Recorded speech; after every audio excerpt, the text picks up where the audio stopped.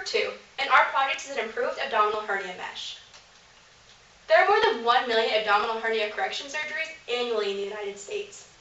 Hernia repair is one of the most common general surgical procedures, accounting to 10 to 15% of operations worldwide.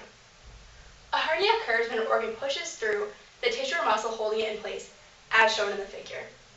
Repair surgery is then required to put the organ back in place and repair the tissue or muscle in a way that will prevent future hernias. The repair usually involves implantation of mesh or the closure of the damaged tissue with sutures. Despite the large number of hernia repair surgeries, the procedure is far from optimized. In 63% of hernia repairs, including sutures, an additional repair surgery has occurred. While mesh repairs have a lower recurrence rate than the suture repairs, they still have a large occurrence of 32%. In addition, there are some common complications associated with hernia repair surgeries, including adhesions such as fistulas or blockages, chronic pain due to nerve damage, and infection of the surgical site, which happens in 7,500 to 15,000 cases annually. As Mackenzie mentioned, there are a variety of different complications that are associated with hernia repair. However, for this project, we will be focusing specifically on the mesh migration post-placement due to poor tissue integration as well as high infection rates, both of which require medical intervention, and the migration, which requires an additional costly surgery. The double-edged sword of these two complications is that with increasing pore size and porosity, which is shown to have better tissue integration and reduced migration rates, higher rates of infection are seen.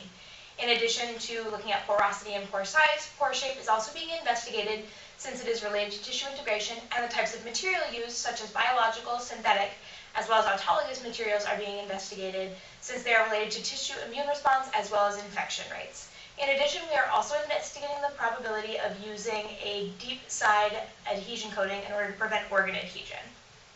When designing our mesh, we opted for a large hexagonal pore design since it was shown in clinical studies to have the strongest tissue interface. However, with these larger pores, we will also see higher rates of infection, so we've also opted for a silver ion coating as a preventative antimicrobial measure.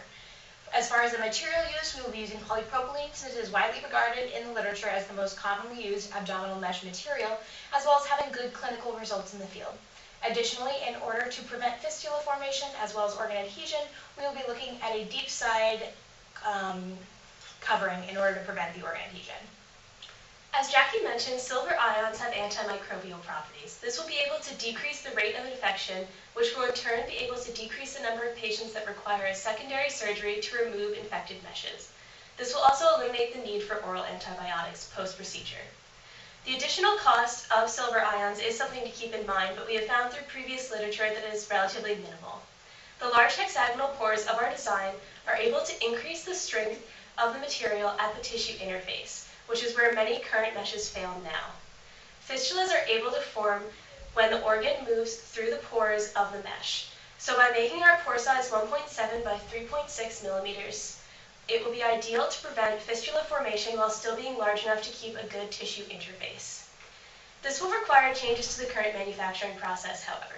The new machines will have to be able to perform the hexagonal pores, and the engineers will have to be taught how to use these new machines, which will take time and money to implement. When analyzing the current market of hernia meshes available for surgical repair, there exists a wide variety of choices with varying degrees of success. There are three primary types of mesh material on the market currently, with permanent synthetic materials being the most common, followed by resorbable synthetic, and finally by biologically derived materials. Synthetic meshes are exemplified by Bard DeVol's Bard Soft Mesh, which is made from polypropylene with a large pore diameter. The mesh is accompanied by a barrier patch and reinforced with mesh technology, which provides additional mechanical strength with the drawback of increasing the likelihood of unwanted adhesion to the abdominal wall. In the realm of resorbable synthetic materials, one of the better performing examples is manufactured by W.L. Gore. Their degradable design allows for a one-to-one tissue integration to polymer degradation rate, but cannot be used in areas with passive biological membranes, thus limiting the applications. Representing biologically derived meshes is the Allomax surgical graft from Bard DeVol, which is accompanied by an antibacterial coating and reinforced with a permanent polymer.